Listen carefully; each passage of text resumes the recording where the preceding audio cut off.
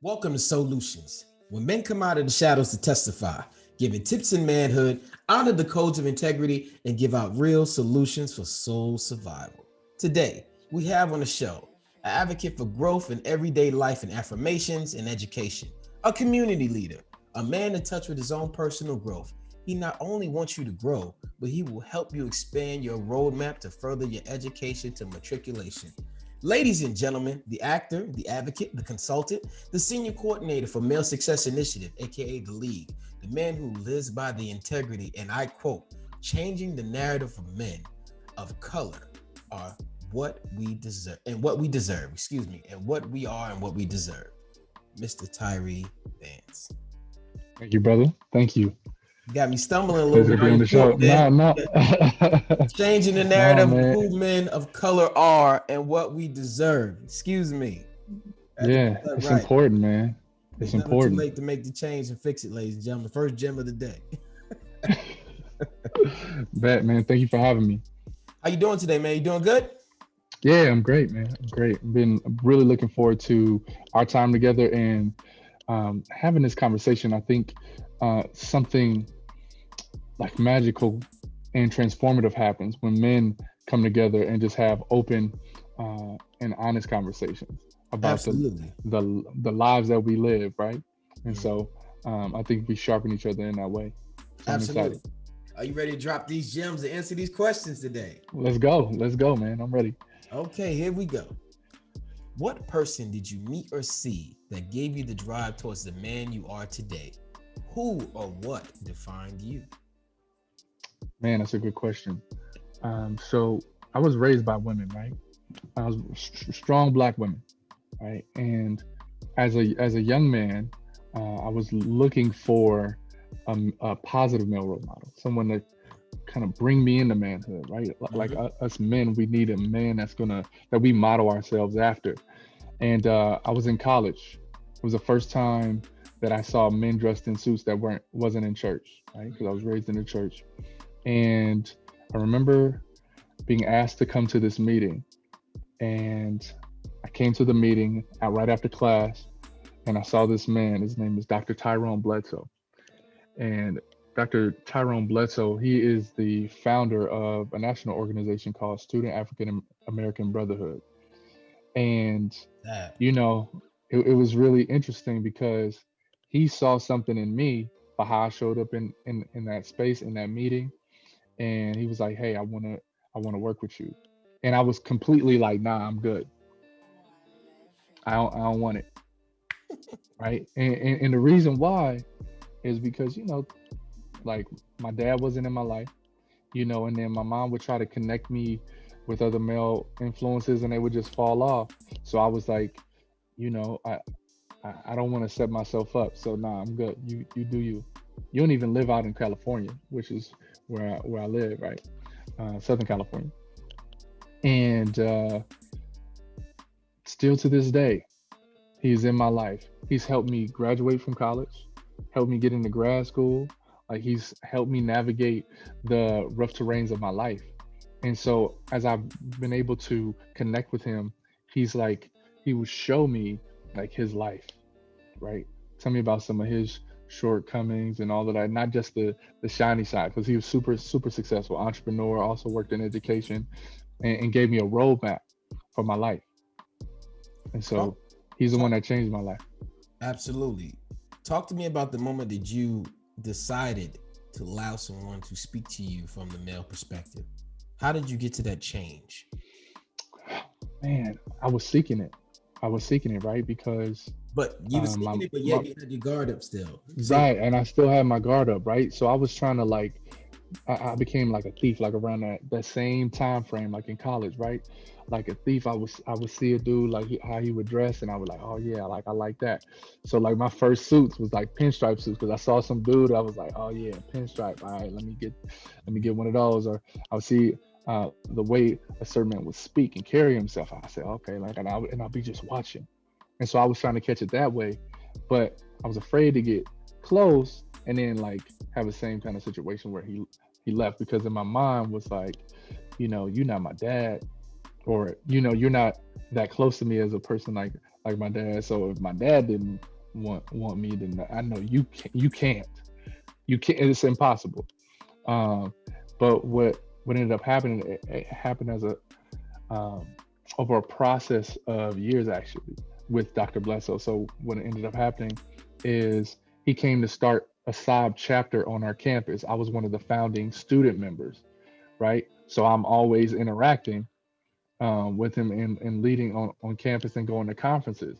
And he was still stay on me like, hey, how you doing? Checking in and doing things. And then after I had my first S.A.A.B conference, that first experience, it was like nothing that I've ever experienced. I mean, just picture like uh, a few hundred college black young men that are all motivated to graduate, like want to make their lives successful, have similar stories, like my story, my dad not being in my life. That's like, okay, everybody in here, but Right. we grinding, we going after what we want.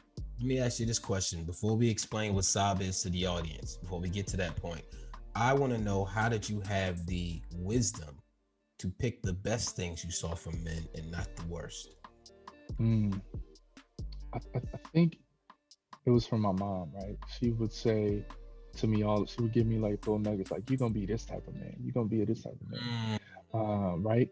But then it the struggle piece for me in that was like, yo, I don't see him. The man that you're telling me I'm gonna be like, there's no example. I don't see him. So I was trying to like get little pieces, bits and pieces from different men that I would see. she set you on a mission, and that is like Mm, a gem right there. For those who listen, single mothers listening, you have to challenge your child, especially your son.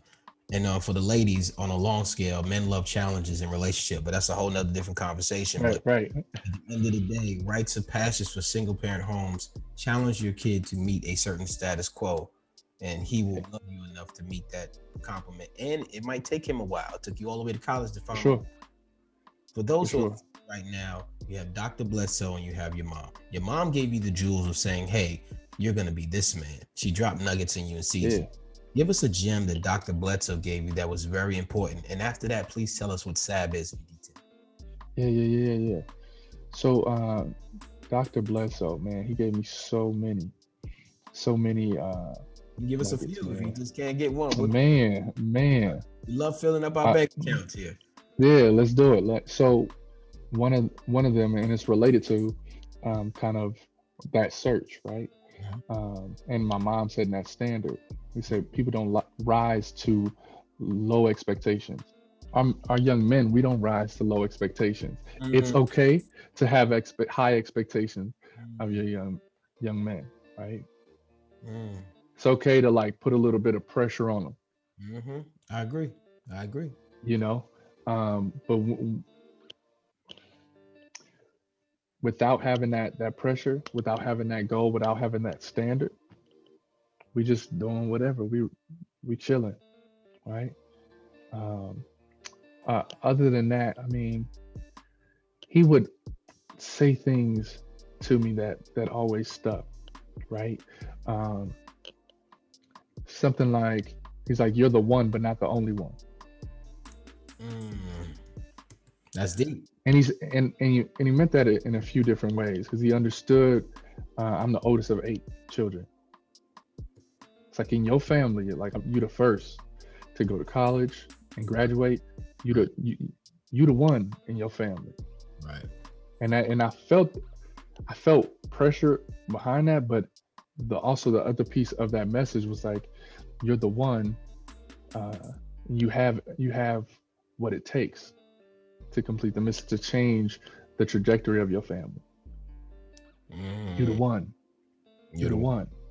And it's a lot of it's probably a lot of uh, folks on this that's listening right now that they're the one in their family. You know what I mean? No, I That can relate to that. changes. I can relate You to know that. what I mean? Give you that's what we call a rites to passage, right? It's a Hmm. hefty one, but now you want to think about making the right decisions more than you want to think about the negative, because you're not thinking for just yourself. You're saying I can change the lineage. I can be a patriarch. Right. have a legacy to build. So that changes how you want to talk, dress. That's why you went to the best parts of men, because some of us at a young age who grew up in single parent homes, which I did as well, we look. My first role model was the best fighter on the block, right, in New York City for me. The guy who I saw fight and always win. He was my first role model. Oh, I wish I could fight like that. I wish I can fight that. And then as I grew as a man, I I, I outgrew that mindset and I outgrew that mentality. Right.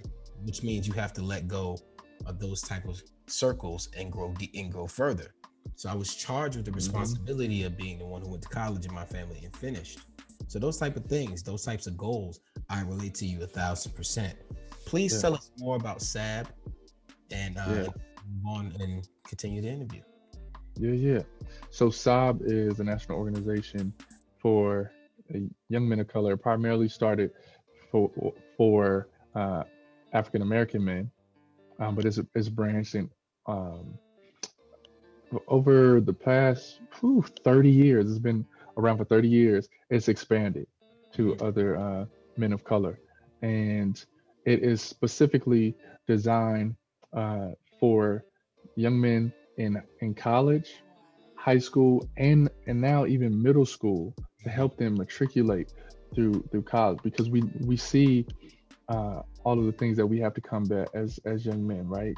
Suspensions, like teachers don't know how to deal with us. They're afraid of us. They don't know how to discipline and teach us. The patience isn't there. Schooling systems, and like it's just creating uh, and cultivating an environment for us to thrive in the education system, because we know about the school to prison pipeline.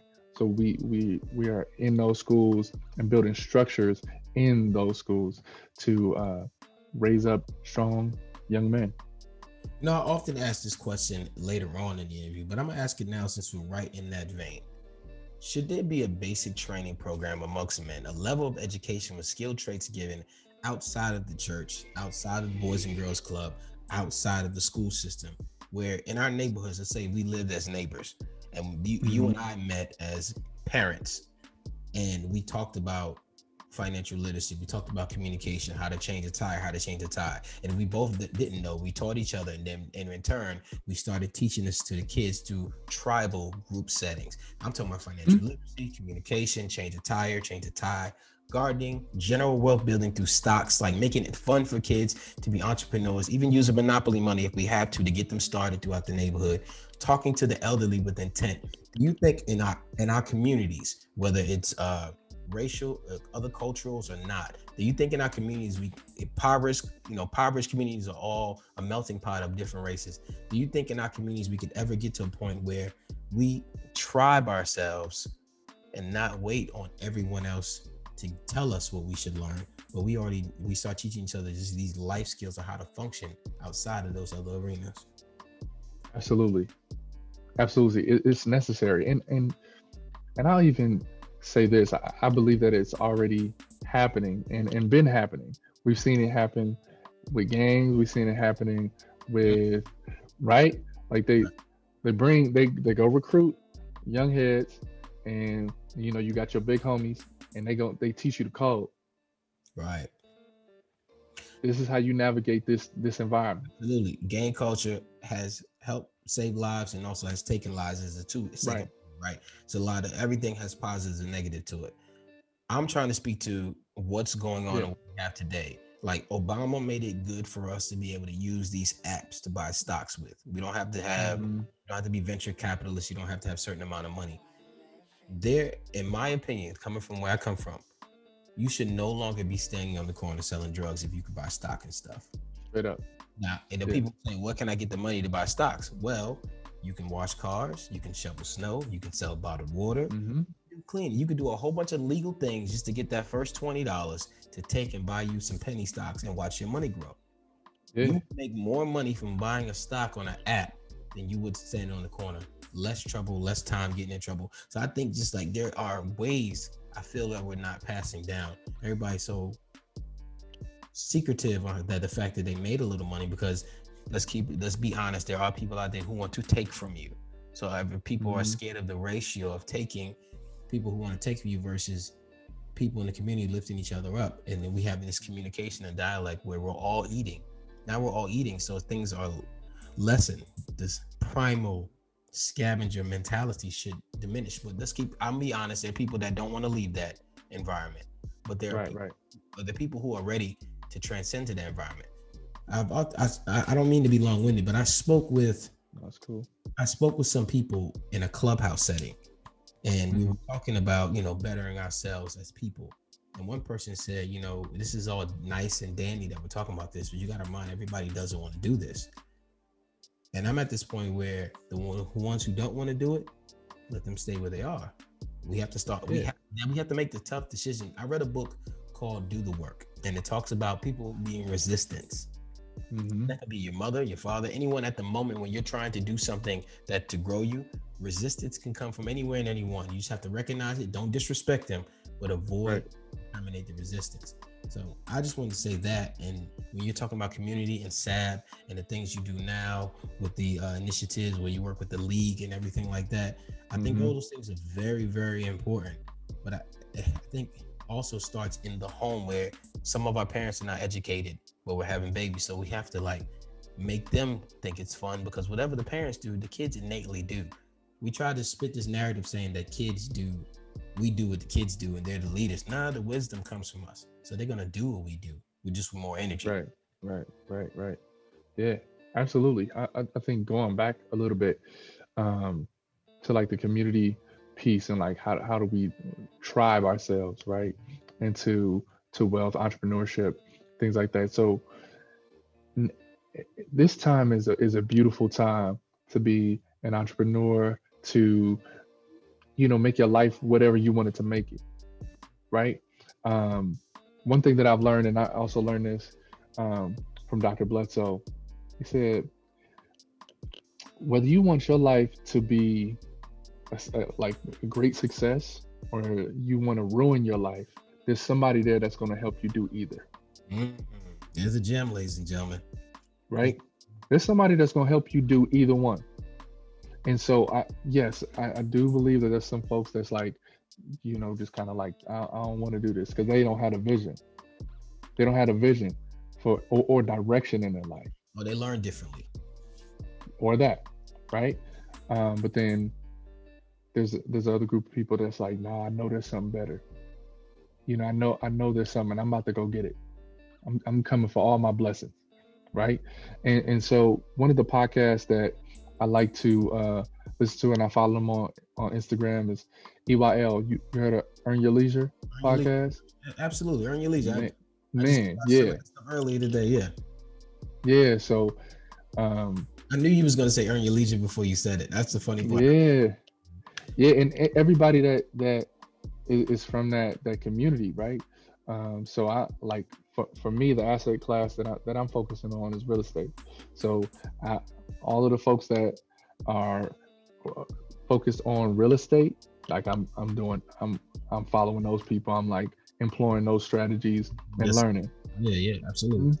Like it's just out here for us. It's out here for us like never before. What you're doing is serving yourself as an antenna. I'm just asking for us to radiate more around these kids. We want the kids. We don't want to take away the TV. We don't want to take away nothing. But we want to say, this is cool. Look how I made some money doing this today. I made some myself. You made this much money doing stocks? And I only put $100 in it. I made $1,500 in 3 months. Right. You did this? This is what. So we got to start showing them, because like you said, there are people that will help you and people that will destroy you. And the people that destroy you will show you a lot of great things they're doing. Hey man, you see this car? You see these women? You see this money I got? You want to get like that? So we have to start, in my opinion, we have to start showing people our successes to combat that. And then with you being in that realm of Earn Your Leisure, of Jay Morrison and all these beautiful guys that talk about real estate and financial literacy, as much as those guys have these diasporas, it's so many of us that don't even know these guys exist, don't even know nothing to this day.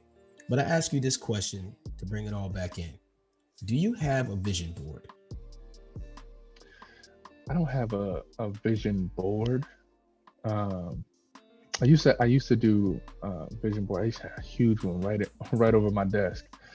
Um, but really, what I have like is a accountability team. Like these are the goals, and so like now the people that are in my life, like I'm like, okay, who do I know that can support me in pursuing this goal? This is the goal that I'm reaching right now. This is number one priority. Mhm. Who can support me in doing that? Absolutely. You're talking about resource building and connection with people, which is the number one goal and success that our cultural counterparts use for their advancement in all fields. Can you tell me what is an apex goal that you reached that's on your accountability wall, and what is one you're currently chasing as an apex goal? Yeah, so the one that I'm currently chasing is uh, I'm looking to purchase my first 4 unit property. So that's the goal that I'm pursuing right now. So I'm like doing everything that I need to do, changing my lifestyle to to have that. So I'm a house hack that, and then just keep doing it, and just keep doing it. Um, and then the other piece, that one of the apex goals that I've reached was really, man, last semester. This is one that I'm really proud of, right? So this one was for the culture. Right? This is something that I'm really really proud of. So last semester at the beginning of the pandemic, right? So I was at Cal Poly Pomona. I was working for the African American Student Center at that time, and one of the students that worked for me was like graduating, like I mean, worked 2 jobs, had an internship, and then I had a full load of classes, and was in a sorority. Like I had to be active in all kind of spaces, right? Like I had a busy life, worked very very hard to get to the point to graduate, right? And I remember coming out of a meeting, and they shared in that meeting that we have to tell our students that there won't be a graduation. Mm. And like sometime where you like you don't accept no for an answer, Mhm. right? I kind of sat with it. I was like, man, they gonna put the pressure on me to tell, you know, my students that hey, we're not gonna celebrate y'all. It's almost like saying, hey, we're not gonna have a Christmas this year, knowing that that's a big holiday for the family. You know what I mean? And so Right. what ended up happening? So what ended up happening? I told the team of students that worked in our center, and she being one of them, and she just started crying and left the meeting. Mm. He just walked out. That was kind of like meeting over. Um, and I remember sitting there, and I was like, I got to do something. I got to do something. And I said, you know what? I'm gonna put some on myself. I'm gonna throw graduation for our black student, for our black graduates. And I sat there and I like hyped myself up. I had to coach myself into it, right? I Mhm. said, no, I'm big enough to do it. I got this. I got this. I got connects and entertainment or whatever. I'm gonna pull all my connects together and we gonna make it happen.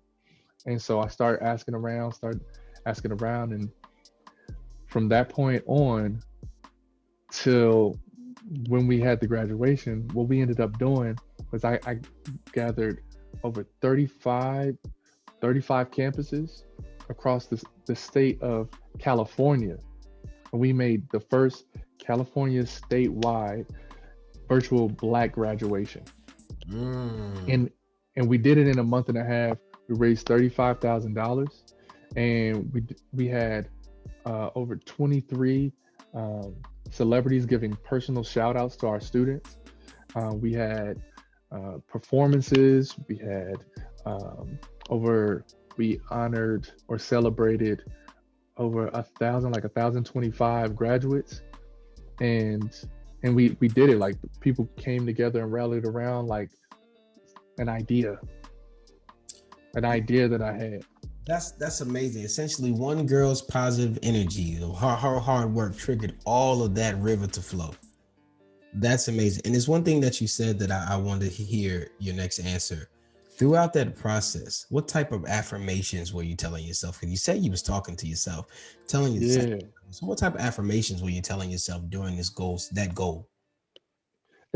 I was just like, I got this. I have the connections to do this. I have like I and one of the biggest ones was like, I believe that people believe the same thing that I do Mm, about our Black graduates. I mm, know I know the money is there. There was no question. There was no other option. It was like, I just got to find the people that believe the way that I believe. And so absolutely. so that's how I told the narrative.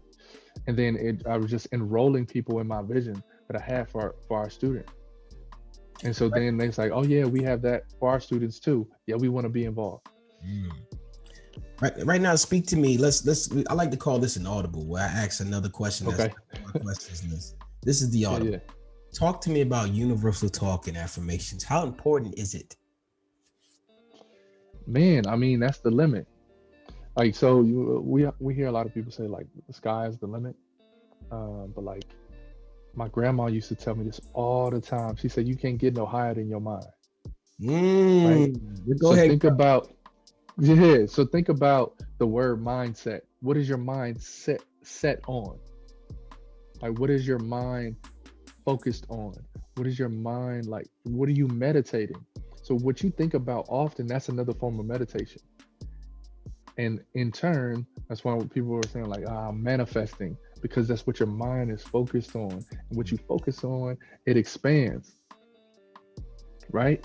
Mhm. And so as an extension of that, what comes out of your mouth is a direct correlation what's in your mind, Absolutely, absolutely. right? Any other gems that your grandmother has for us today?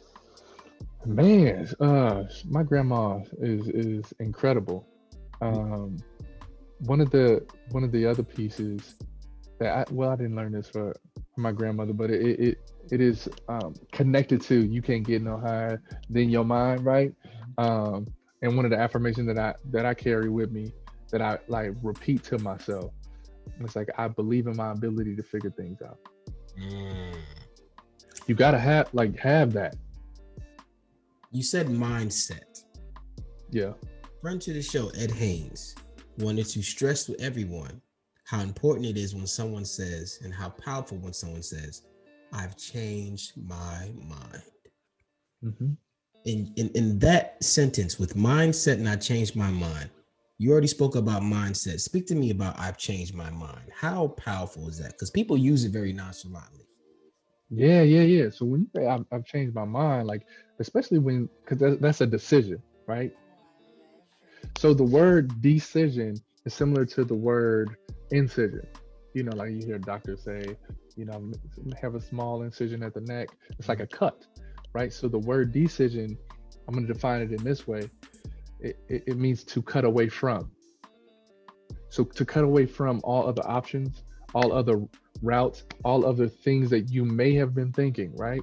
So when you make a decision, you're deciding something else. So that thing that I was thinking about, right? I've now changed my mind. I've cut that off. That's no longer option for consideration. I've decided something else that works for me. I've decided something else that makes more sense for my life, perhaps, for example. Thank you, Mr. You Vance. know, I appreciate the yeah, you just dropped. We are yeah, man. filling up our bag today. How early did you start goal setting with intent? Oh man, I think that started with intent. I think that started in college. You know, in S.A.A.B, we had an older brother, Dwayne Cofield. Shout out to Dwayne. That brother, he raised his son to like have goals, and he was like, "Bro, y'all gotta set goals." And what I've come to learn about myself, and I could also say this about other men, right?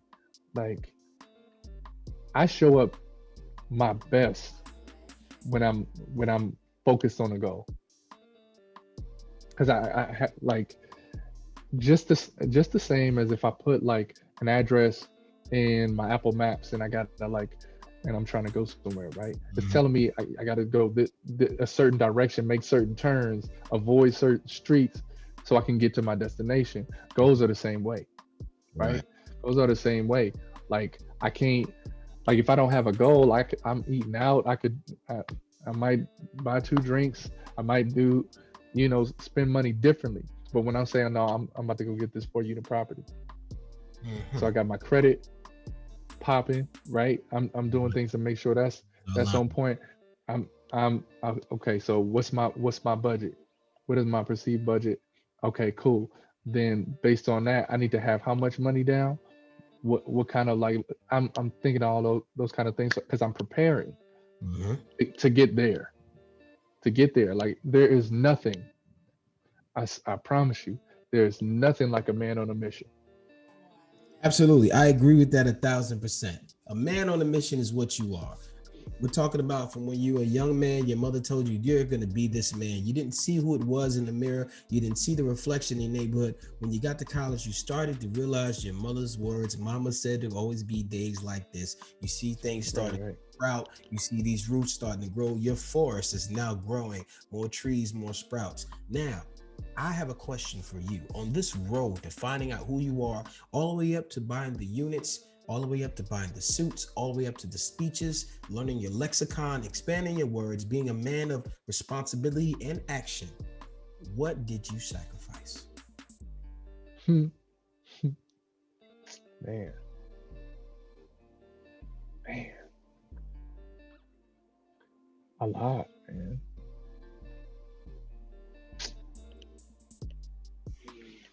Um, Relationships. You know, everybody is not meant to go where we're going.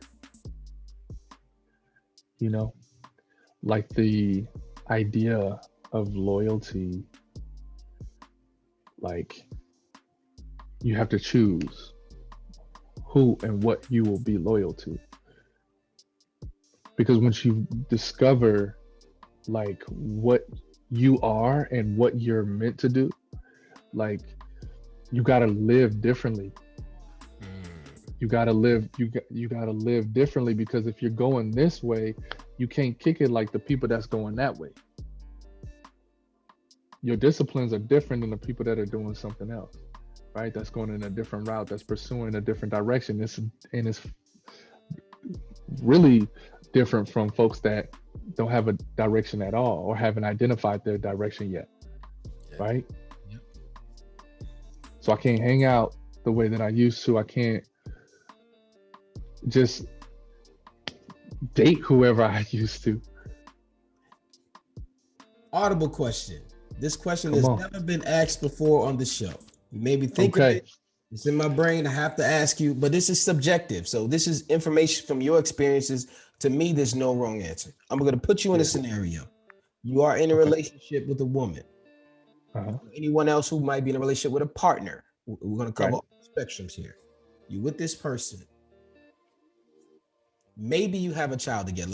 Matter of fact, let's add a child. Let's add your Oh, together. oh, Add pressure. a child, the pressure. Like you're not married yet.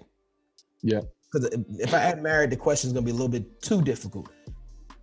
You have this family setting. You guys are making it work. You come to find out, you look yourself in the mirror, and that you're only operating at a C plus because if you operate at an A plus, your family will not be able to go with you. And what I mean by that is the person you're with, you met her when you were an A, but as you started to grow, you had to downgrade yourself to stay at her A with your C plus. Hmm. What do you do as a man when you know if you upgrade yourself, there's no way even the person you're with will able to even comply coming with you. Really holding you back from you're holding you back from being your best self because you're sacrificing it because you know if I operate here, I can keep this. What do you say to the man Hmm. who wants to operate at the A plus and upgrade himself? Yeah, man. So the thing that changes it for me um, is the child. Hmm. My my I knew at an early age because of the pain that I felt from my dad not being in my life, I'm like, there's no, as long as I got breath in my lungs, I'm gonna make whatever work. You know what I'm saying? I'm gonna be in my child's life, and I'm gonna like be active. I'm gonna raise that child to the best of my ability. I don't have children yet, but I've identified that value. I've already had that premeditated, like that's happening. I agree with you, but not to cut you off, but I agree with you. But Yeah. you said a man on a mission. Some of the Mm-hmm. most successful men in the world are famous to everyone else and disliked by their kids by the time spent. Right. How do we deal with that when you want to become your best self, but your circumstances say we're not ready for you to be? There's a song by French Montana called Famous. And the song goes, even though the world was meant for you, I hope you don't get famous because everyone will love you just like I do. So I hope you don't get famous. And fame, people don't want fame. Let's be real. You don't want fame. But what I'm saying is you operating at your A+. When someone is not even able to go to that level with you, that means you have to. Now, people are saying you don't have to leave her because of that. If you operating at your A+, that means a lot of things that the person with you doesn't understand what you're doing or where you're going. So how does a man deal with that? Yeah, I think it's constant conversations, right? Right, to get to the person understand, you know. So for me in dating, like I aim to show my life. Like, look, you see what my days look like. Like, because for me, what matters, like I need to be with a person that can see me from where I'm at and also where I'm going. Like, so can you hold space for me?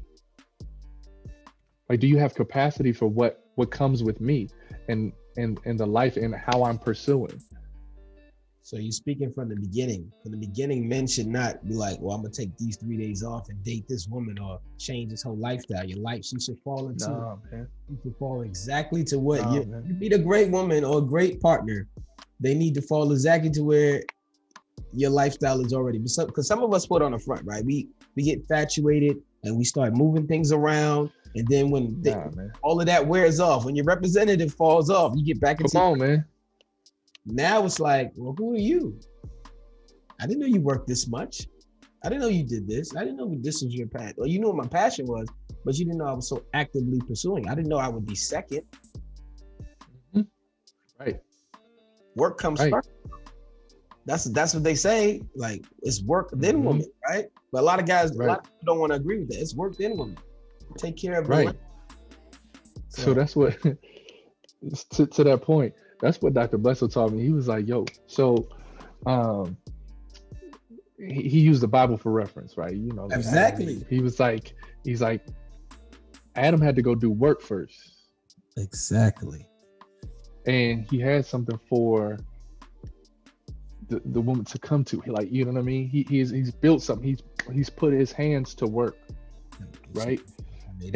And so I even had a friend of mine, a woman, talk about a relationship that she was in with a man, and dude was like, you know, you gotta like, you know, you gotta kind of like, I'm supposed to be the king, I'm the head or whatever, like I'm, you know. And she was like, where's your kingdom though? And I was like, ouch. Shots fired. Ouch. Right. So it like, man, like we have to, like, what are we building? Like for what is the environment for, you know, our partner to come into, right? So with that, like, I believe that we should be building something. We should be pursuing. So they should come in like, see me busy, right? Because I know, I used to do this when I was younger too. You know what I mean? Like, try to do these fancy dates and all that that's outside of my price range, knowing I can't keep up with that lifestyle or whatever. And then it dropped down, and then she'd be like, we don't do what, we don't go out to eat no more and all that. I was like, girl, I'm on a budget. Like, I can't do this. You know what I'm saying? So I'm saying, like, just keep it like, date where you at, right? And then you want to do the fancy dinners on like you celebrating her or you know, or a goal, with you and your partner, like then do it like that. But don't set up this false expectation just to get them, but then you can't keep them, Absolutely. So the number right? one goal we have for everyone in those circumstances who wants to operate, just communicate. Give the person the opportunity to upgrade themselves. No one is incapable of learning something they're on a mission to learn.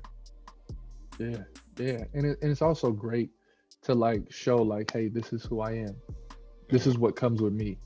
And and I much rather a person choose me based on who I am versus what I'm trying to show, Which like the magic show, idea of me. right? Absolutely. Let's dive a little deep here. Let's do Talk to it. me about your lowest moment. And I just want to hear about your lowest moment. I want to know how you got up. This is for the people that want to know how to get up from one of the lowest moments that you're about to talk about. And give us the how to. What is the one of the restructuring process that you added to your tool belt in order you to get you out of this situation? Oh man, I remember it was man November, late November, 2019, 2015, excuse me. Um, I received a call. I was in New York with my boy, uh, and New York is one of my favorite places to be. Um, so that's a real significant part of my story, but my personal story. But I remember we're out in New York. We were going to the new museum, and I get a call from my aunt, and she's like, "Hey, have you heard from anybody?" And I'm like, "What do you mean?" I stopped walking at this point. I was like, "What do you mean?" She's like, "Something bad happened." You ever hear like you preparing? I Yeah. was preparing myself, right? You ever had that moment, and I stopped breathing at this point. Mm, I was like, "What happened?" She said, "We found your brother dead in this room. mm, He was 19 years old." And I remember like, like you see movies where like everything around you, there's no sound, everything moving slow motion. It was just me, and I remember walking out of the museum and just sitting on the ground, like, and just New York is just mm. going by, and I'm like, "What?" Right? Um, and then a year and a half after that, uh, I got a call. Uh, my mom passed away. And me Mm. and my mom was like tight, like best friends. You know, um, like I'm her oldest, so we grew up together. And my younger sister called me, and she was like, "She's gone." She was just screaming like, "She's gone, she's gone." And I like, it was like 7 in the morning. I remember like it was yesterday. I got up and I just drove from LA, um, to Rialto. That's where uh, my family still lives, and it was about an hour drive. I think I got there in like 45 minutes. It was a little bit over an hour drive, and I got there in like 45 minutes. I got there and she was still laying there, like she Mm. looked like she was asleep, and I just felt this full body like numbness, and those two things like that, like back to back,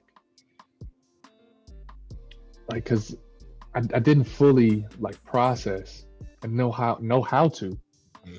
process that grief, and in those relationships that are no longer there, right? um I didn't know how to process that and like make sense of it all, but I knew that being the oldest, I have to show up for the family now.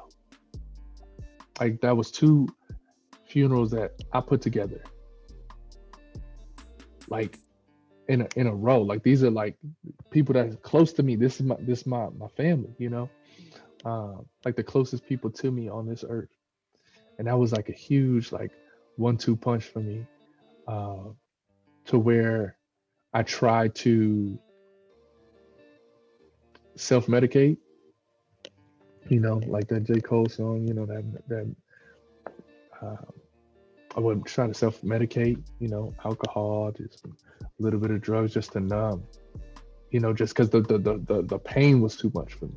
Where do the strong ones go to rejuvenate? Right. You strong for everybody else. I realize when you're strong for everyone else, no one listens to you when you talk saying at the moment you're weak. They're only coming to Hmm. you to tell you what they're feeling. Right, right. And and so there's so many, being, from a big family, there's a lot of emotions and decisions that need to be made, and I'm trying to factor in everybody else. And that was really difficult for me, even and I did therapy as well, and that kind of helped. And what really made the difference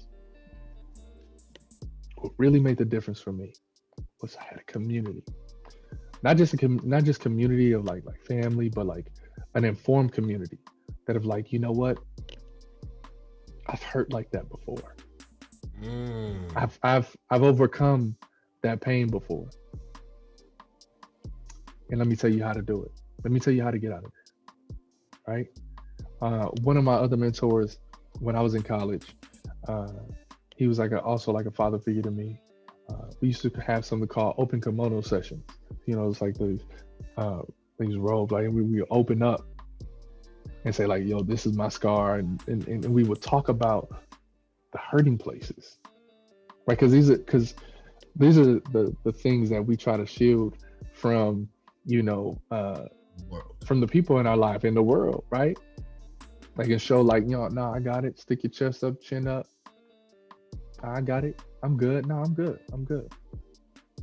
And not letting that emotion. Like I learned that early on as a child. I was like, yo, just Yeah. my grandma used to say, don't look like what you're going through. Mm. And that's a cultural thing, right? Right. We go through, we have these traumas, and we got to show up at work, we got to show up at school, we got to show up in our relationships, we got to keep showing up. That's the kind of like the internal Yep. uh mode of operation, because we Absolutely. don't have that option. I was raised by a single mom. Like she had me drop me off. Oh, all right, sun is out. Clean Mm. me up. I gotta go back to work. Right. You feel what I'm saying? So that's like the culture of I think black folks Never uh, stopping and decompressing and never getting rid of it. dealing with that pain. You said Yeah. community got you there. Being around people who dealt with the same uh, situations in your life, and Hmm. everybody coming together and expressing their experiences of how they did it, brother. Hmm. That sounds like exactly what I'm trying to do here on a Yeah. daily basis, talking to different men about their experiences. This is why I have this show. I appreciate you sharing that situation. I've I've not dealt with that pain directly, but my wife has. Her mom Mm. passed on Mother's Day, and I had to Goodness. deal with her emotions in that regard. And her story is a little bit different. Her story is her mother was very ill for a long time. And I'm not gonna go on a soapbox. I know people, this is a show, you Hmm. just want to give a backstory. And the night before, her mother called and said, "Hey, you should come home." And she was like, "I'm kind of tired, mom. I've been moving around all day. It's a 2 hour drive from Charleston to Columbia." And I hit her. I said, "Maybe you should go home. She doesn't really call you." She's like, "Look, I'm kind of tired. Let me just get up in the morning." Mother's Day. Didn't make it. And I just implore people to push your narrative and call people and heal relationships, because once the soundtrack of your life changes, and what I mean Mm. by that is the person's voice is not there anymore, Mm. the music plays differently for you.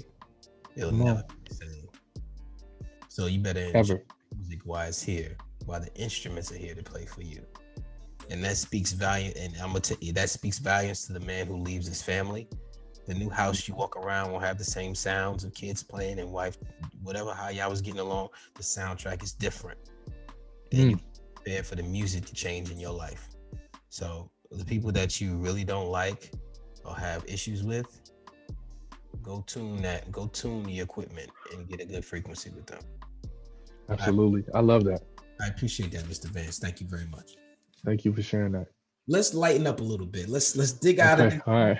and come out of here. Woo! Yeah, Talk to me now. What have you procrastinated on and why? man. Shoot. I think it's a lot of things, man. Think of Man, I fun think one. a fun one. Oh man, let me see. Something I've procrastinated on. Okay, that's fun. Like I wanted to learn how to do a backflip. Yeah, good luck. So I'm 6'5", Okay. right? And I tried, like, I used to have a trampoline. I bought myself a trampoline when I was in middle school, and like I've always just wanted to do a backflip, and really it's not just about like, hey y'all, look at me doing a backflip. I just anything that I want to do, I just want to prove to myself I can do it, and specifically, I don't like acknowledging that I'm afraid of something, Okay. right? So the goal behind that is really like I want to shift my relationship and perception of fear. Excuse me for a second. Yeah, go ahead. Go ahead. Yes, and Yeah, so yeah, your relationship perception of fear. Absolutely. yeah. So that's really like the biggest piece around it. So anything that I feel like afraid of doing, I'm like, all right, Now, let's now, do it. now, did Will Smith put you up to this? Because Will was I doing stuff mean, he was afraid of for a minute. He jumping off helicopters and yeah, yeah, yeah. So I mean, that was definitely a influence of mine. But like, I would think about like, what are all the things that I wanted to do? Like I want to play the piano. Like I wanted to play the piano since I was in the seventh grade. So like, let's put it on the calendar. Someday is not a day of the week. Let's go. oh, some days Jim. Ming, ming, ming, ming. Someday is not a day of the week. Everybody, listen to this man. Someday is not a day of the week. Stop procrastinating. Do what you got to do. Yeah, if you're gonna get to the backflip, let us know, man. Post it on social media. Let us know how All it went. right, all right, most def. We believe in you, and we will applaud and laugh at you. So be careful what you post. I know. I don't want to be a meme or nothing like that. You gotta know your people. Know your people. We love and applaud at the same time. How important is it to leave where you're from to develop yourself to where you're going? It's vital. It's Elaborate. vital. So what I mean by that is where we're at is a result of our ways of thinking Mm, and our and the choices that we've chosen. So the things that we've said yes to and the things that we've said yes to, no to, mm, right? So once that direction and that purpose has been revealed to you and it's clear to you, now it's like, all right, I got to move in that direction. But the rub is I'm gonna have to make some different choices. So like you said earlier, it might be having to end a relationship because like, okay, you're not supporting the direction in which I'm going, mm. right? I've had numerous conversations for like, do you have capacity for where I'm going? No. And the real of it, like, sometimes people stay in relationships that aren't working. Like that's not gonna move them towards that. One of my brother, I asked him about what he procrastinated on and why, and he spoke to me. He said, "I procrastinate on allowing myself to be the best person around my friends." And I was like, "What do you mean?" He said, Hmm. "Where we grew up at, nobody was talking about real estate. Nobody was talking about buying homes, stock, any of that. And I was afraid to be myself around everybody because I'm making money doing this stuff. I can't let them know I'm making money. I know they're not. I know they're not thinking about this. And I know if I brought it up, and I tried to, they didn't recognize anything I was talking about. So I Right. procrastinated on being my full self. And I'm like, Mm. I never thought about that. People, Yeah. once again, it ties back you being afraid to be your full self because you don't want to lose certain people in your life that Yeah. you both get something from each other, but there's another level for you. There's another level for Right. them. They just have their Yeah. mindset has not gotten there yet. Yours, you got there faster, and that's all. That's Yeah. really I have a Yeah, question, sir. go for it. Now, this question, you would be the 13th man I ask this question. It's a new question to the show. Okay. It's a little intrusive, but I would like you to tell me if this question is too intrusive and whether I should keep it or let it go. And you don't Okay. have to answer it if you don't want to. Okay. Great. Are you ready? Okay. All right, let's go. You got me nervous. Let's go. What was abusive to you that you thought was love? How did you recognize it? How long did it take for you to accept it? What was abusive to you that you thought was love? How did you recognize it? How long did it take for you to accept it? Oh, oh. That's no, you got to keep that one. Especially That's the because face I made when I thought of it. When God brought it to my consciousness, I was like, "Ooh, that was ooh." that's yeah, that's an amazing question. Let me sit with that a little bit. What was abusive to me that I thought was love? Oh man. How did you recognize it? And how long did it take for you to accept it? That man, this is really hurting me. Hmm. Man.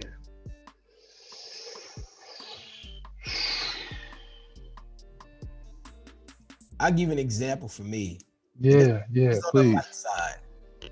The way we came up eating.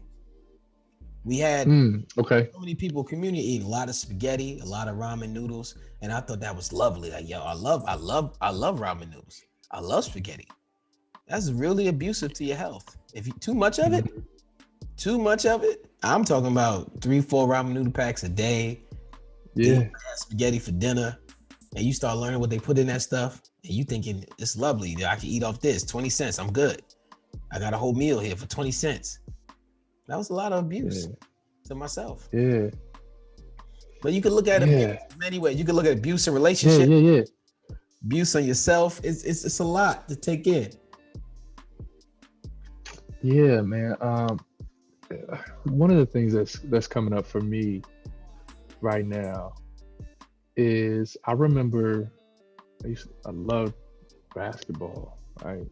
Ooh. And my dad uh, was 6'6", and my mom was 6'1". Mm. So I I also felt like, I want to keep doing it, like to extend, like, that's what I come from. You know what I mean? And I also have a genuine love for it. Um, and I remember I would play all the time, play all the time. Like I would get in trouble for like staying out, playing too late. When I'm supposed to be in bed, for school the next morning or whatever. And I just loved it, right? And I remember an aunt of mine telling me like, "Hey, so you gonna let that basketball thing like go away, like let that go, and like help with the help your mom out, family business, or get a job, like so when you gonna do that?" And I remember thinking about my role in the family, Mm-hmm. and that support, that's love, right? Like contributing to the family, that's love. Like we in my family, the women, I've learned how to love from the women in my family, right? Mm-hmm. We do what we do and we do what we live. I got it this way because I had it as a kid, right? A little common sense. So it we love sacrificially. And so to show love, I had to sacrifice myself and what my goals are, whatever my direction is that I've chosen at that point in my life. Right. And loving sacrificially, I like, I'm against it. Like I've been in a relationship where I thought that was the way. Like, this is how I'm showing you that I love you. Like, can't you see? Like, this is the way it's supposed to be done, right? It's like, nah. I was putting myself in a win-lose situation, and that was the way that I would position myself in relationships, romantic and otherwise, Absolutely. you know. And so I thought that was love, but it was actually um, self-deprecation. It was, you know, it wasn't healthy. It wasn't healthy. Absolutely. Listen, there is so much to dive in with that. We later on we're going to discuss. Matter of fact, we can talk about it now.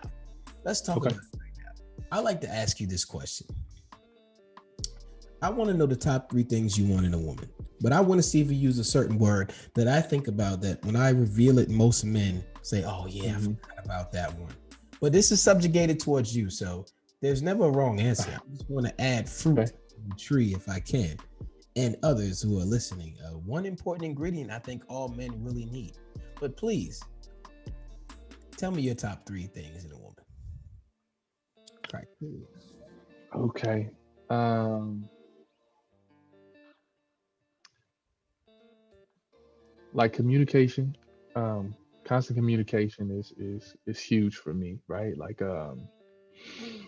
but also like in that, like it's like bullets, right? Right. Right. Because I think in a relationship, it's important for us to both be on the same page at all times. But then also, like, we're communicating in a way that we can resolve conflict, right?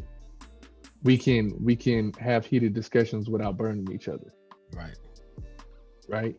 Um, and so that the communication piece is huge, Right. right? Because I can tend to say something a certain way, but the impact is different, uh, and you can interpret what I'm saying in a way that wasn't my intention. So we gotta like clear all that stuff up. So that's huge, huge, huge, huge.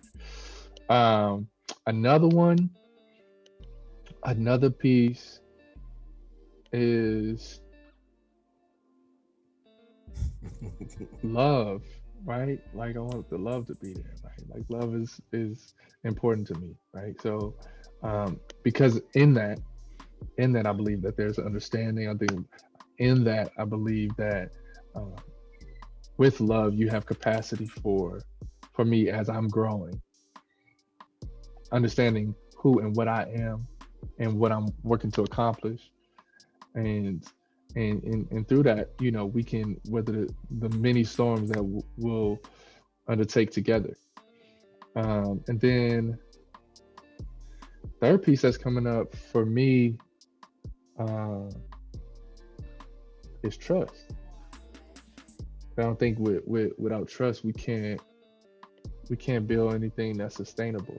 You know, because at this point I'm 35, just turned 35 in December, and like without trust, like I don't think that I can build like something that's important to me, which is legacy. Communication, love, and trust. Those are great answers. I think those are things that you need, and there's nothing wrong with those answers. I think you alluded to the word I'm about to say in communication when I say intelligence. Oh, absolutely. The, the reason Bruh. the reason I say that, and I always say it on every episode, is because many of us assume that intelligence is guaranteed in the woman that we choose or the partner that we choose, which is absolutely not true, right? And sometimes we go for attraction more than we go for intelligence. And in the long run, you want to be attracted to something you like, right? You want somebody to like you and love you, and you want them to be intelligent. So I think intelligence is something that I encourage people to put in their soup. It might not be the top 3, but make sure you drop it in Oh, just a little for bit. sure. Just a little bit. For I want to know sure. Absolutely. how much are you trying to pay attention to communication when it comes to the female though? Because you said you had to learn that your reciprocity is not the same as the way you want to be loved. So you had to learn different Mhm. love languages. How much have you spent time building yourself up to understand that whatever woman you're trying to be with at the time or growing Mhm. with at the time, she needs this. Just because I'm giving, Yeah. she needs this.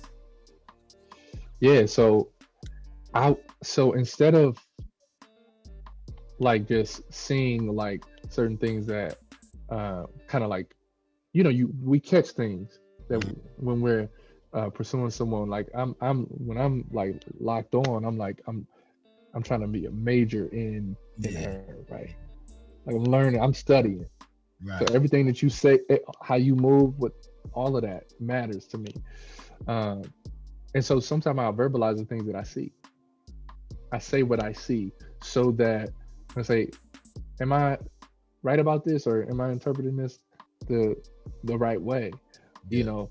And so that's one piece. And then the second thing, I will always, like, when we're having a conversation about something or whatever, like I would always make sure, and this is some game another mentor of mine gave me. He's like, I want to make sure my understanding is understood. So I'm Mm, going to, like, let me just repeat this back to you, just to make sure we on the same page on how I'm hearing this. Because sometimes it's not all, it doesn't align all the time.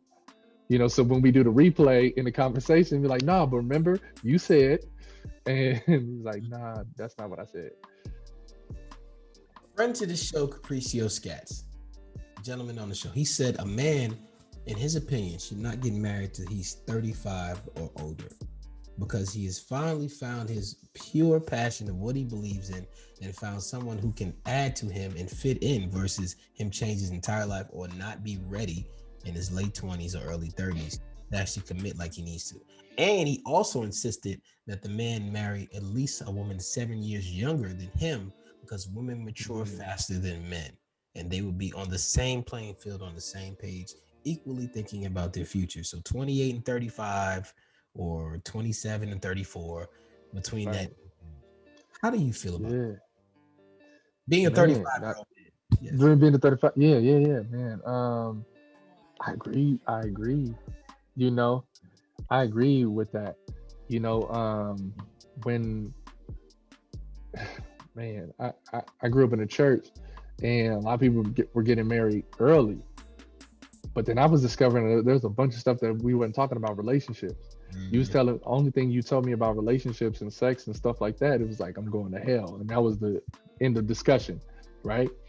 Um, so I had to learn a lot of things on my own. And then, there's something that happens in relationships, as we mature. You ever get to a point and you like looking around, like, at the relationships that are in your family, and you look at how things are connected, and then you're like, "Ooh, yeah, mm. yeah, I don't want that." This is You know me, what I my mean? half brother from the milkman down the street. Right, What going on here? right, right. So Nobody's got it I'm like, yeah, yeah. So I'm like, what y'all was selling ain't it? It ain't adding up. right. Which leads me to my next question, which I love the fact that you helped me transition completely your mindset into this. So I don't have to do much. But this is a fun question I love asking. Are you ready for this Okay, one? okay, all right, dive in. Did you ever get a sex talk? Who or what gave you sex education? Man, nah, man. Like, I think I'm still waiting for the birds and the bees conversation. To be honest. But what I did, I start um when it was in college, around, like, kind of like my freshman sophomore year. I had an older homeboy. He was a undergrad, but he's 10 years older than me. And so I would talk to him. I'll talk to other, uh, men around my age, around, like, what are their experiences. And then around my, I don't know, maybe junior year, like going into my junior year, I met a man that really, like, helped me, like, figure out, like, I was able to, like, talk about everything, like, Mhm. you know what I mean. And he taught me the value of vulnerability in that. And so then it made me, like, comfortable and, like, kind of like normalize certain things, because I had a church frame of mind. So when I first started having sex, I was like, I was afraid. I was afraid because I was like, as soon as I go in, I'm going through the Yeah. through the Yeah. vagina into hell. And or, like, right after, Get the I'm hell. gonna like, right afterwards, like, I'm gonna die all of a sudden. I'm not gonna be like, Lord, please forgive me. Like, Listen, you know what I mean? That is a great topic you brought up about the psychological factors of people not having that much self-love because of the conditions they grew up in, whether it's religious or corporal Yeah. punishment or things of that nature. Why do you think we call it the birds and the bees and not just science? Why do you think we run away from this conversation, something that's so enjoyable?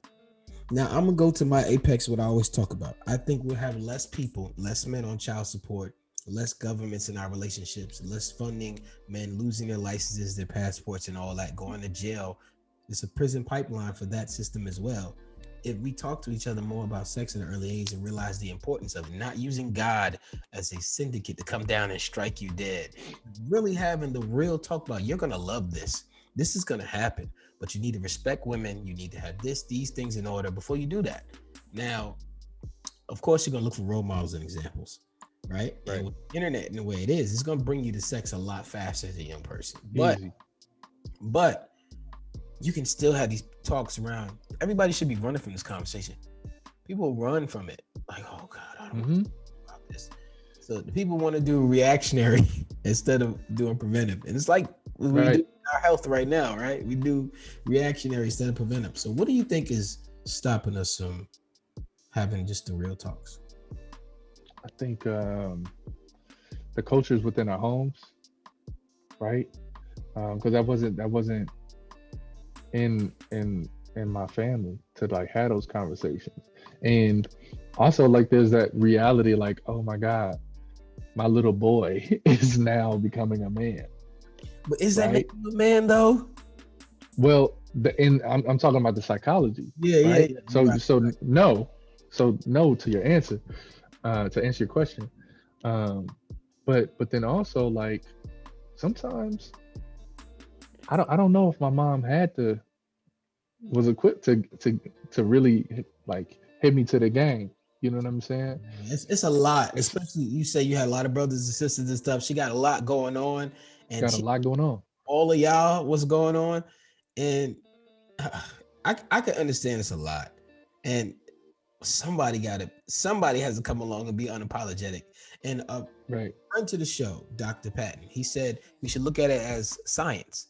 Maybe that'll be Hmm. a better way if we approach it that way. Also, Cam West, friend to the show, said his mom and dad told him respect the women first as a strategy and then upgraded the conversation as it went along. So those are the Yeah, yeah. tools I can give y'all. Respect for women should be the first thing you should have. Then we can go into Hmm. the fun part.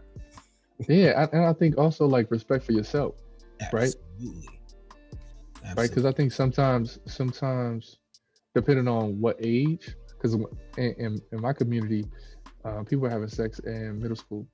Mm-hmm. You know what I'm saying? So even when you get to high school, that's still too young to really understand cognitively, like from a male point of view, right?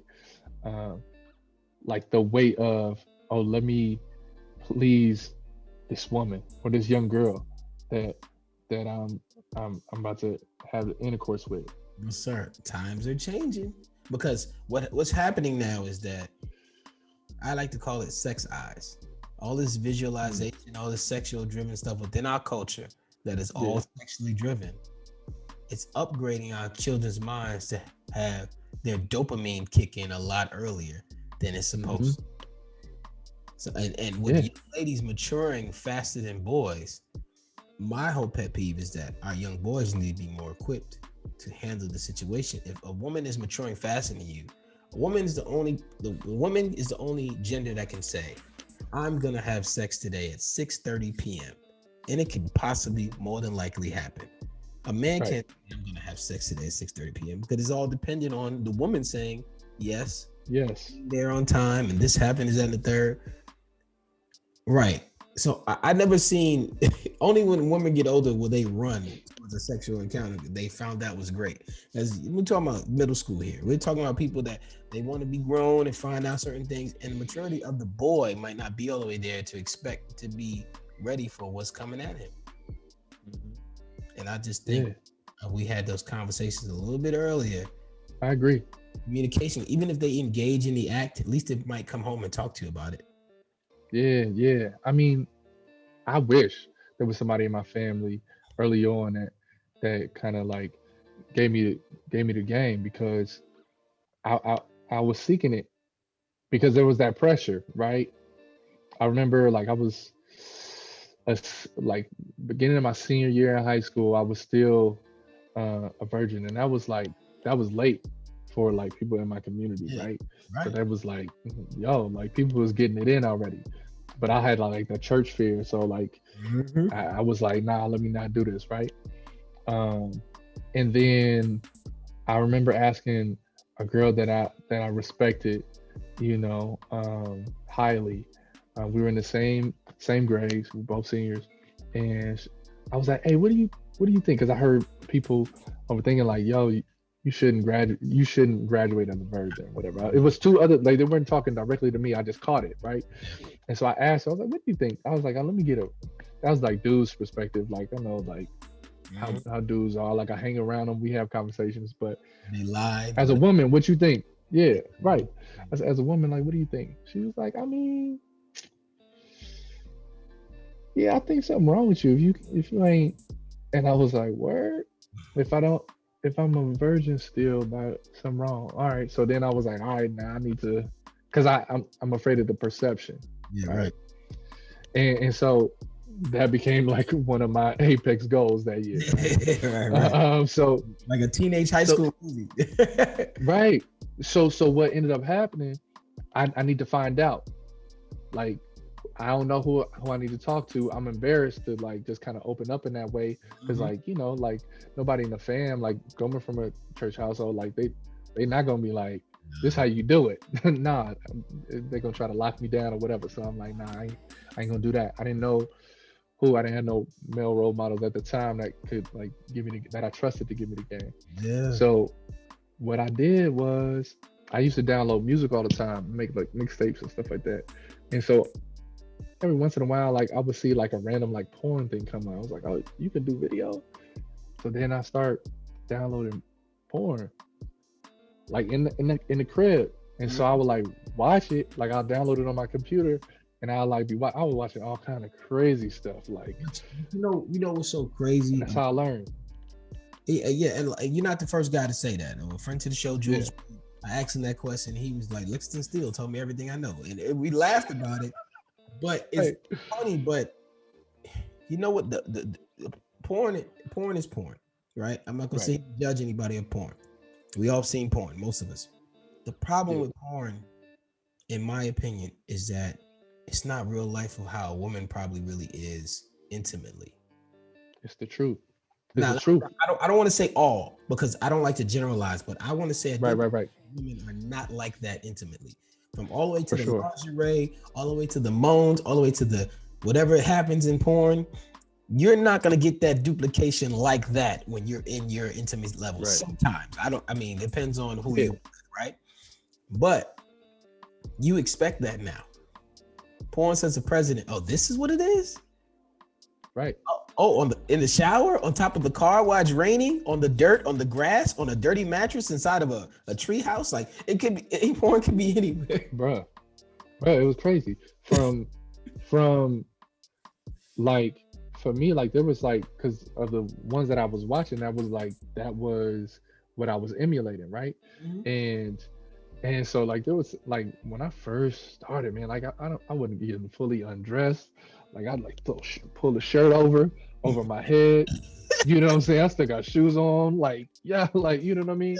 Like I like got a tin boots on and like you know what I'm saying, and a white beater, like throw it over my head. Like it was like I was just emulating that. And Yo, so it was listen, very transactional and performative, yo, you was you emulating know? Brian Pumper. Yo,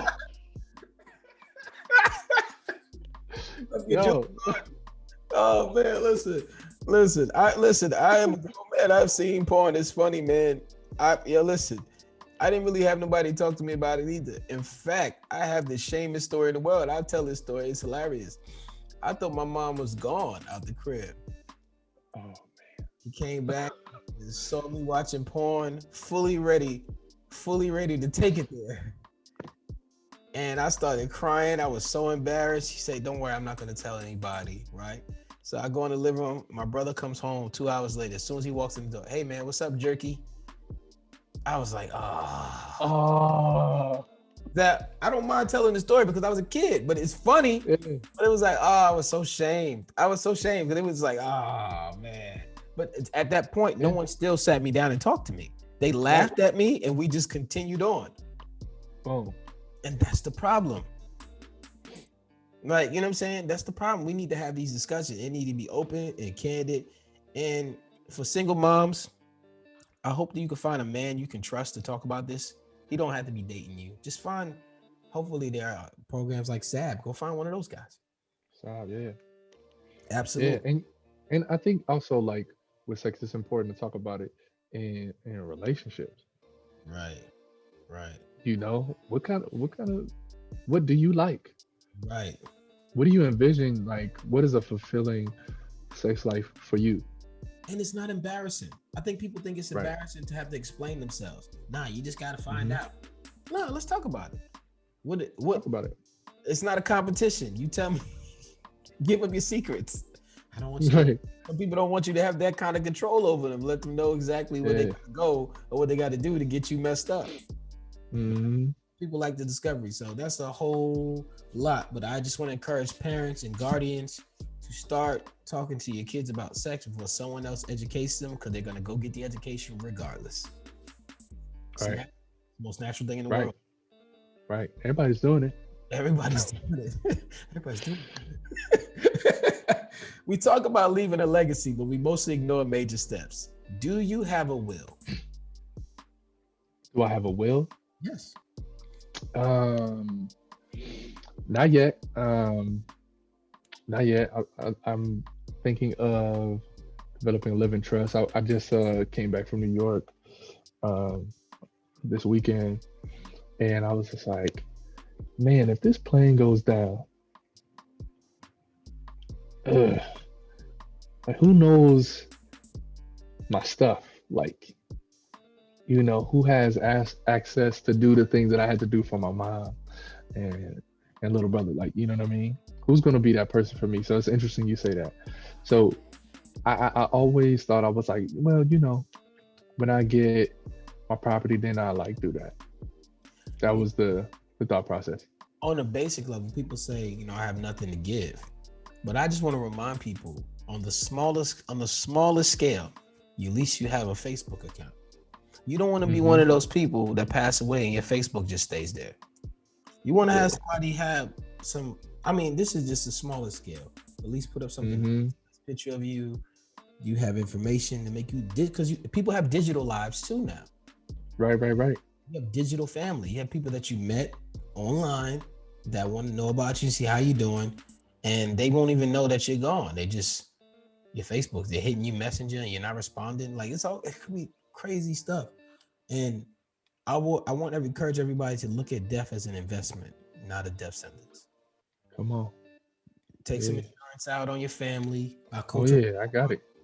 all the time. So when they pass away, you get more than $10,000 just to cover expenses. You get legacy money, lineage money to build, pay for the funeral, also pay for more property or a house or something to basically say this person's life all the time they dedicated to this land. We now can use this insurance to buy not transparency, tangible goods from their forest being burnt down, for them leaving, but not Mm, library leaving. So I just want to encourage people to do that. yeah. I want to put you back in the husband space. Mm. I have a question for you. This is one of my favorite questions to ask on the show. And we're getting ready to wrap it up soon. So I know you got things to do today, but I would love to ask you these last couple questions. And this is one of them. This is subjugated towards you and only you. This is the best answer you can give.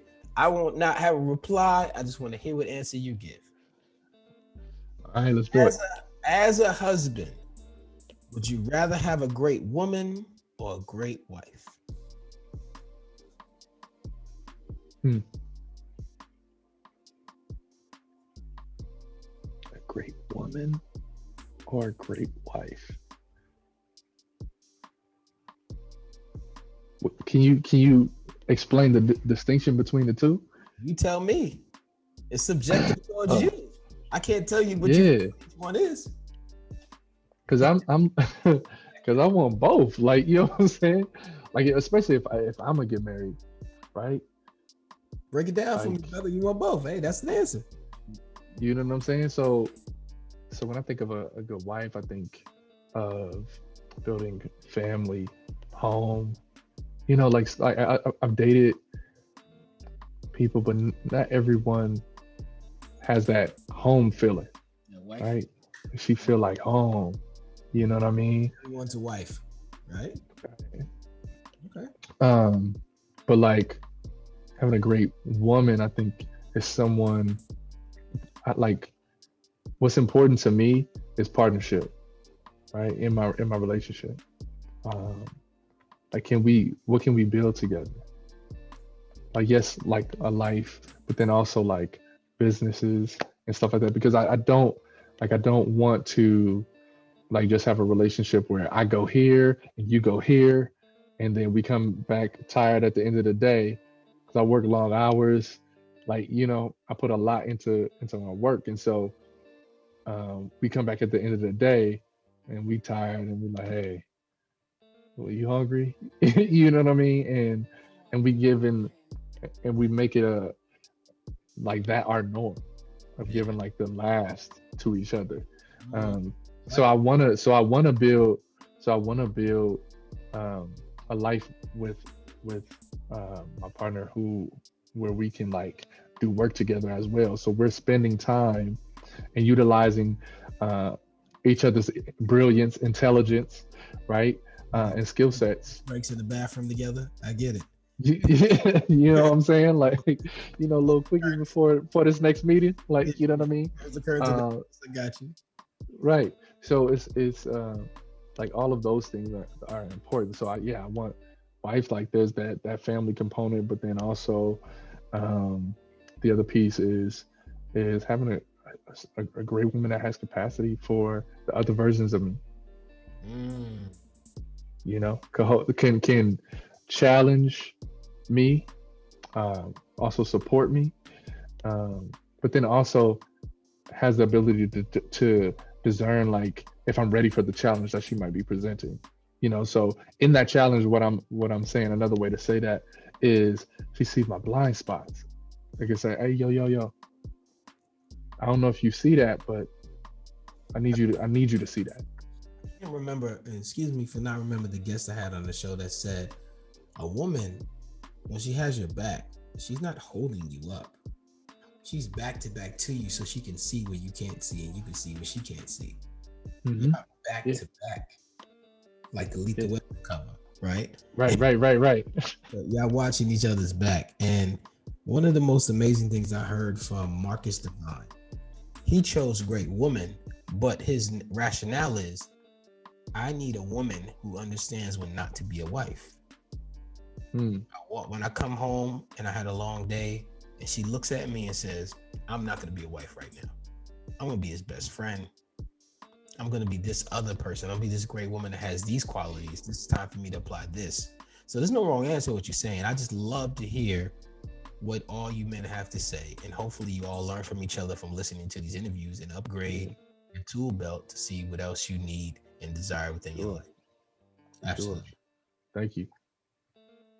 Validation from your partner. It's like you win a championship when you meet the right woman. For Mr. Tyree, I ask you this question. Do you defend the title? And what I mean by that is, are you still competing with the best versions of yourself to make her smile?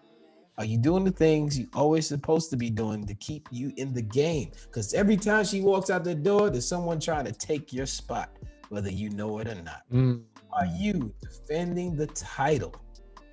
that's important, man. Yeah. It's never lost on me, like, because I don't date anyone that I believe is just like attractive. So, and so there's gonna be other people that's like, yo, man, Yeah, like at the gas station, at the whatever, like, wherever yo, she man, like, goes. can I help you? Remember, Whatever, right? remember Chris Rock said, men are not nice because they're nice. They open up the door for you. They open the door. You want some, open this door Right, for you. exactly, All right, the time. They're just exactly. offering you. Yeah, I'm very, very clear about that. You know what I'm saying? And people, But go ahead. Oh no, people well, don't think they have to defend the title. no, man. Like, yeah, like I mean, women are great in the sense of like a lot of times they be like, boom, it's just me and you, Hmm. boo, like riding off into the sunset. Um, and that's great, but still, like you said something earlier about making deposits, in the bank account. I think about that in a Hmm. relationship, right? There's different accounts that we have in a relationship, right? So when it comes like to love language, right? So there's a few types of languages that she needs to hear or see from you. And so like Hmm.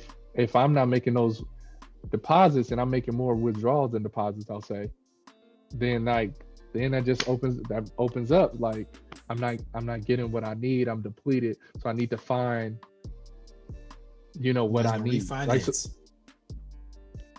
right. So then it opens up the opportunity. I need to talk to somebody. So then, like let's say if I we're need to doing get a it loan. in a work situation, that's why people have work Yeah. husbands and work wives. You know what I'm saying? They go on and they Yeah. can see like, hey, what's going on? You okay? I it's nothing. You sure? I can see something going on with you. Boom, there it Yeah. goes. Now you confiding There you in go. someone and you getting out those deposits that you need, but it's not from the person that you need it from. So that Right. that it opens up some And now, potential foul play. and now the person, yep. And that other, even if it's not foul play, that other person has real estate on her conscience. Hmm. It doesn't have to be foul play to have real estate, Yep. to get a thought. Hmm. Right. Like Chloe and Holly wrote a song. Don't I believe it's called "Don't Make It Harder on Me." The Right. song is about them thinking about one of them thinking about. He tells the boy, "I need you to stop smiling at me when you see me. I need you to stop looking at me like that because I have a great guy over here, and you're making me think about you when you're not around. Stop. You already had your chance." Hmm. Hmm. Real estate is a big mine. Yeah. I came up with something called operating at 100%. And what I mean Okay. by that is I took 5 categories: purpose, health, confidence, money, and knowledge. Again, that's purpose, health, confidence, money, and knowledge. Purpose meaning you're working in your purpose every day, doing what you need to do in your work. Health meaning you're praying, meditating, working out, eating right. Confidence meaning you're Mm. doing it confidently with no fear, any insecurities, no uncertainties about life. Money is that you're donating money, spent a little money, earned a little money, gave to a charity. And knowledge, you took in some new information.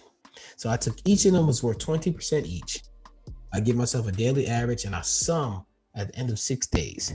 But, sir, within the last 24 hours, out of purpose, health, Hmm. confidence, money, and knowledge, how much of 100% have you been operating out of in the last 24 hours? That's purpose, So health, confidence, money, and knowledge.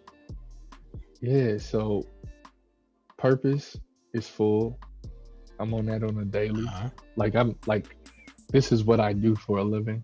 It's Right. in the title of my job description, but then also like always mentoring, right? Supporting uh, young men, right? So that's full. Health,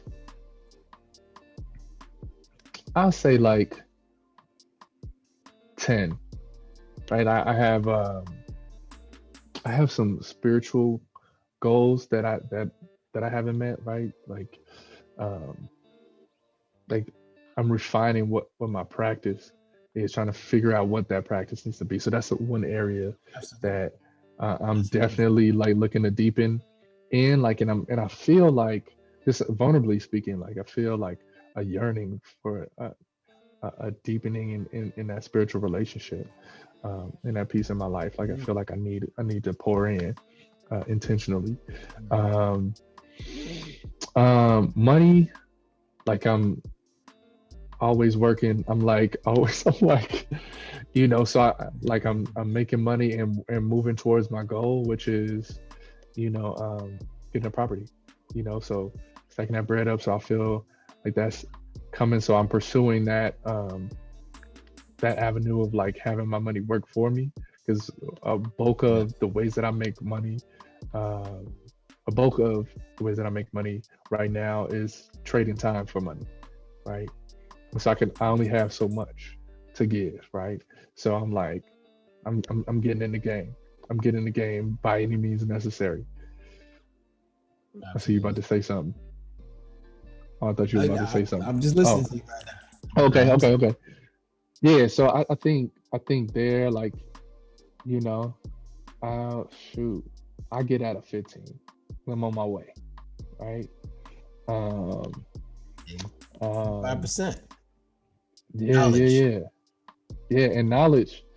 Um, by the nature of the work that I'm doing, and being in this role, like I there's a leadership lid that I that leaders have, right? And so I always have to be refining myself. So what I do most often is like audio books and stuff like that. So um, I was just listening to what was I listening to last night? Uh, let me see. I was listening to a book last night before work. Oh, it was called Great at Work, an audio book called Great at Oh, Work, like how to give us the show up. author. Give us the author. Our Okay, let listeners me. love books. Okay, let me open this joint up. I didn't have much. Okay, it's Morton T. Hansen. It's a Great at Work: How Top Morton Performers Work Hands. Less and Achieve More. And achieve more. Absolutely. So in doing this work, I'm always like, I need to refine myself, like, and really like mirror back, like, what am I saying and how does that match up with what I'm walking? Like, am I walking how I'm talking it? You know what I'm saying? I gotta make sure that is in alignment. That's really important to me.